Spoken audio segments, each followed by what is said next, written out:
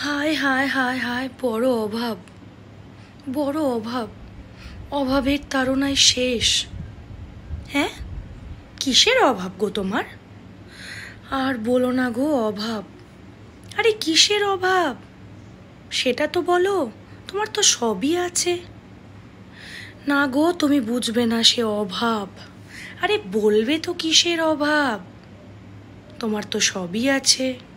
তোমার mobile phone আছে, তোমার 4 চাকা গাড়ি আছে, তোমার দামি বাইক আছে, তোমার বাড়িতে fridge, TV, dressing table, showcase, তোমার অ্যাকাউন্টে ব্যাংক ব্যালেন্স, টাকা পয়সা, তোমার সবই তো আছে।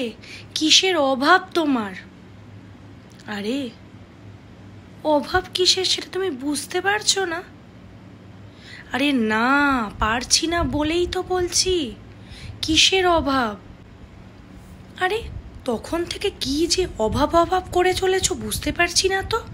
তোমার ঘরে চাল, ডাল, তেল, নুন, লবণ, কোনো কিছুর তো অভাব দেখছি না। তুমি শুধু চাল, ডাল, তেল, নুন, ফার্নিচার, গাড়ি, বাড়ি, টাকা এগুলোই দেখছো। হ্যাঁ, দেখছি। তোমার তো আর কিছুর কোনো অভাব নেই বাপু। আছে আছে, অভাব আছে গো মানসিকতার।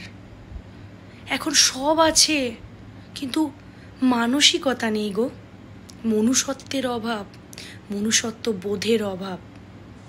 এই অভাব কি করে ঘোচাই বলো তো?